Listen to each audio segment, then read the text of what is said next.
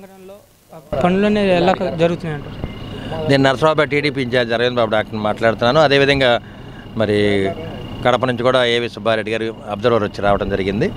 ఈ సభా ప్రాంగణంలో హెలీప్యాడ్ కూడా కంప్లీట్ అయిపోయింది. నరేంద్ర మోడీ గారు దిగడానికి హెలీప్యాడ్ ఏర్పాటు చేయడం జరిగింది. అదేవిధంగా మరి సెంట్రల్ ఎస్పీజీ వాళ్ళు కూడా దీన్ని మొత్తాన్ని హ్యాండ్ ఓవర్ చేసుకున్నారు. మరి ఎవరిని కూడా లోపల రానికుండా సెక్యూరిటీ చాలా బాగా మెయింటైన్ చేస్తున్నారు. అదేవిధంగా రేపు జరగబోయే ఉమ్మడి సభ ఎన్డీఏ టీడీపీ జనసేన అదేవిధంగా బీజేపీ ఉమ్మడి సభకి మరి ప్రజలు దాదాపు కొన్ని లక్షల మంది రావడానికి రెడీగా ఉన్నారు. కాబట్టి ఒక ఉమ్మడి సభ ద్వారా ఈ ప్రజల్లోకి ఒక సంకేతాన్ని తీసుకెళ్తాం. ప్రజలందరూ కూడా మరి ధైర్యంగా ఓటు వేయాలి.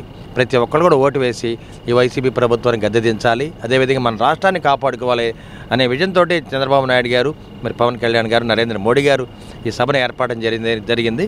ఇది ఒక ప్రతిష్టాత్మకంగా ఏర్పాటు చేసిన సభ కాబట్టి కొన్ని లక్షల మంది ఈ కార్యక్రమానికి రావడం జరుగుద్ది. అదేవిధంగా చూసుకుంటే సార్, బీజేపీ తెలుగుదేశం జనసేనతో కలవటం వల్ల మైనార్టీకి సంబంధించినంత వరకు ఓట్లన్నీ తెలుగుదేశం జనసేన కూటమికి పడేటట్లు లేవని చెప్పి వైసీపీ వాళ్ళు కొన్ని ఆరోపణలు చేస్తున్నారు సార్. దాని మీద అంటే మైనార్టీ సోదరులకి చాలా అన్యాయం జరిగింది ఈ గవర్నమెంట్ వచ్చిన తర్వాత. మరి ముస్లిం మైనార్టీ కార్పొరేషన్ కూడా ఏర్పాటు చేయలేదు. అదేవిధంగా కార్పొరేషన్ నిధులు కూడా లేవు. దుల్హన్ పథకం లేదు, రంజాన్ తోఫా లేదు, విదేశీ విద్యా కానుక లేదు. అందరూ కూడా నష్టపోయి ఉన్నారు. అందువల్ల ముస్లిం మైనార్టీ సోదరులు అందరూ కూడా మరి నార్త్ సైడ్ కూడా హైదరాబాద్ కానీ ఇటంతా కూడా ముస్లిం సోదరులు బీజేపీకి ఓట్లు వేస్తున్నారు. అందువల్ల జనసేన బీజేపీ టీడీపీకి ఉమ్మడి ప్రభుత్వానికి ఓటు వేయడానికి అందరూ సిద్ధంగా ఉన్నారు. ఎక్కడ కూడా నెగిటివిటీ లేదు. తప్పనిసరిగా ప్రతి సంక్షేమ కార్యక్రమాన్ని అమలు చేయాలంటే నరేంద్ర మోడీ గారు అండ ఉండాలి. అదేవిధంగా పవన్ కళ్యాణ్ గారు కానీ మరి చంద్రబాబు నాయుడు గారు వీళ్ళందరూ కూడా కలిసికట్టుగా దీన్ని ముందుకు తీసుకెళ్తారు. రాష్ట్రాన్ని అభివృద్ధి పదాలు నడపాలి. రాష్ట్రానికి ఐటీ కంపెనీలు తీసుకురావాలి. అమరావతి రాజధాని కట్టుకోవాలి. పోలవరాన్ని కట్టుకోవాలి. అదేవిధంగా వడికిపూడి శిల ప్రాజెక్టుని కూడా కట్టుకోవాలి. ఇవన్నీ కూడా ముందుకెళ్లాలంటే, అదేవిధంగా నదుల అనుసంధానం కూడా ముందుకెళ్లాలంటే తప్పనిసరిగా నరేంద్ర మోడీ గారి సహకారం ఉండాలి.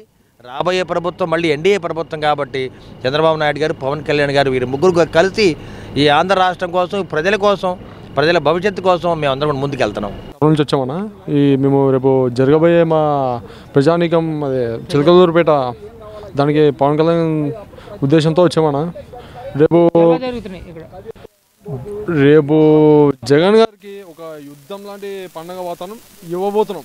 పవన్ కళ్యాణ్ సార్ గారు అంతకు మించి ఇవ్వబోతున్నాం.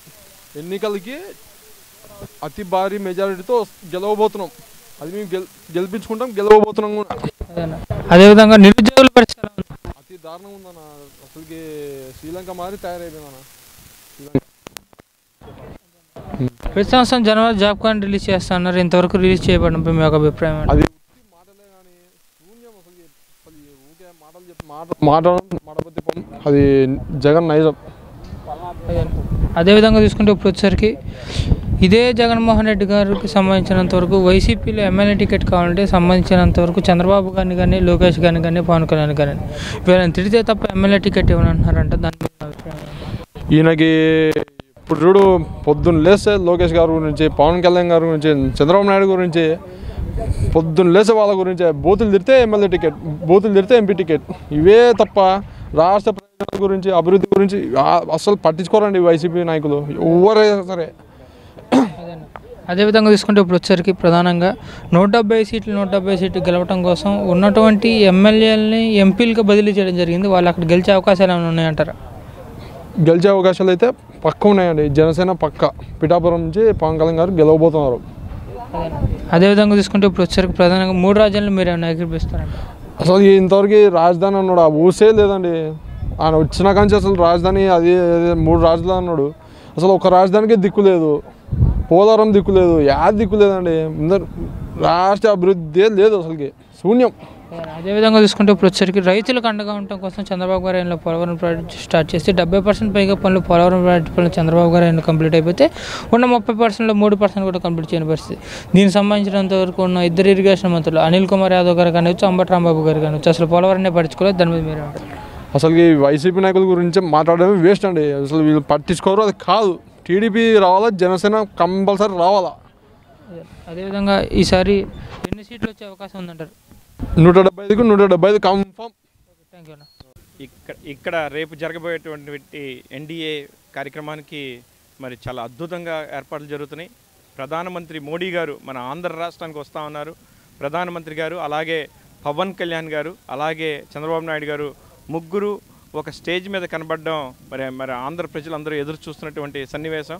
మరి రేపటి రోజున మరి ఆంధ్ర రాష్ట్రం ఎలా ఉండబోతుంది, ఎలా వెళ్ళబోతున్నాం, రాబోయే 5 ఏళ్ళు ఎలా మంచిగా ఉండబోతుందో మాట్లాడబోతా ఉన్నారు ఈ ముగ్గురు నాయకులు.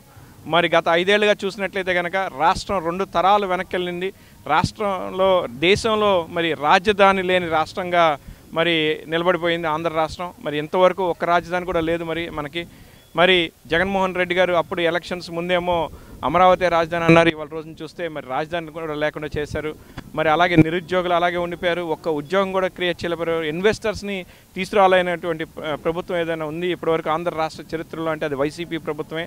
మరి అలాగే మహిళలు జీవితాలతో ఆటలాడుకుంటా ఉన్నారు జగన్మోహన్ రెడ్డి గారు. మద్య నిషేధం అని చెప్పారు, సంపూర్ణ మద్య నిషేధం అని చెప్పి ఇవాళ రోజున మద్యాన్ని మరి కల్తీ రకం మద్యాన్ని చాలా ఎక్కువ రేటుకి అమ్ముతా ఉన్నారు. అనేక ప్రాణాలు పోతా ఉన్నాయి. ఎవరికి చూసినా హార్ట్ అటాక్లు వస్తున్నాయి ఈ మద్యం, ఆంధ్ర రాష్ట్రంలో మద్యం సేవించే వాళ్ళకి. అలాగే మీరు చూసుకున్నట్లయితే కనుక మరి రైతులకు వ్యవసాయం అనేది వెనకబడిపోయింది. మరి అవనిగడ్డ నియోజకవర్గంలో అలాగే మచిలీపట్నం పార్లమెంట్ నియోజకవర్గంలో కానీ రాష్ట్రం మొత్తం మీద మరి వెనకబడిపోయి ఉంది వ్యవసాయం. రైతులను పట్టించుకునే నాదుడు లేకపోయాడు. మరి రైతులు అనేవాళ్ళు బాగా వెనకబడిపోయి ఉన్నారు.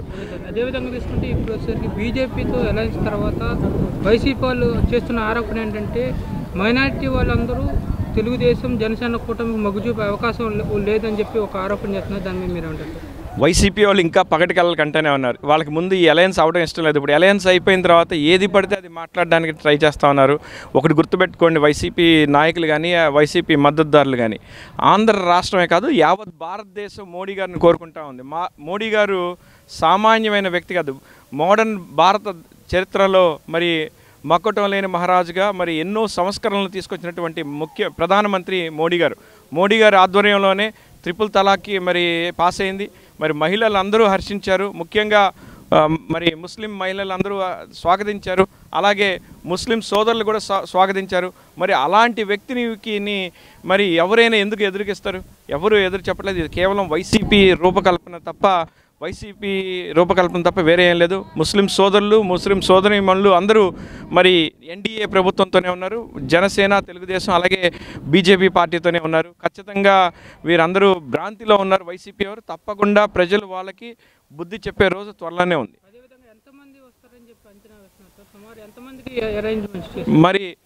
మరి ఆంధ్ర రాష్ట్ర చరిత్రలో ఇది ఒక ముఖ్యమైన ఘట్టం. ఎందుకంటే రాష్ట్ర భవిష్యత్తు కోసం మూడు పార్టీలు కలిసి అలాంటి అద్భుతమైన మరి పార్టీలు మరి అద్భుతమైన కారణంతో కలవడం వల్ల కొన్ని లక్షల్లో ఉన్నారు. దాదాపు 6 లక్షల నుంచి 10 లక్షల అంచనా వేస్తూ ఉన్నారు. ఖచ్చితంగా మేము ఇంకా ఎక్కువ ఉంటుందని అనుకుంటా ఉన్నాం. మరి కనీ విని ఎరుగని విధంగా ఇక్కడ సభ జరగబోతా ఉంది. నా భూతో నా భవిష్యత్తు లాగా ఇక్కడ సభ జరుపుకోబోతా ఉన్నాం. ప్రధానమంత్రి నరేంద్ర మోడీ గారు అలాగే చంద్రబాబు నాయుడు గారు, పవన్ కళ్యాణ్ గారు, ఈ 3 అద్భుతమైన శక్తులు ఇక్కడ రాబోతా ఉన్నారు. కాబట్టి లక్షల్లో కోట్ల ఇక్కడ విచ్చేస్తారు. అలాగే కోట్లల్లో రాష్ట్ర ప్రజలందరూ మరి ఈ కార్యక్రమాన్ని చూడబోతా ఉన్నారు. రాష్ట్ర భవిష్యత్తుని ముందుకు తీసుకెళ్ళబోతా ఉన్నారు. రాష్ట్ర ప్రభుత్వం మరి ఈ ఎన్డీఏ ప్రభుత్వాన్ని ఏర్పాటు చేసే దిశగా రాష్ట్ర ప్రజలందరూ ఉన్నారు. ఖచ్చితంగా రేపొద్దున్న మోడీ గారి నాయకత్వంలో, ఎన్డీఏ నాయకత్వంలో ఈ ఆంధ్ర రాష్ట్ర ప్రభుత్వాన్ని ఏర్పాటు చేసుకోబోతా ఉన్నాం. ఖచ్చితంగా ఈ ఎన్డీఏ ప్రభుత్వాన్ని ఏర్పాటు చేసుకోబోతా ఉన్నాం. Thank you.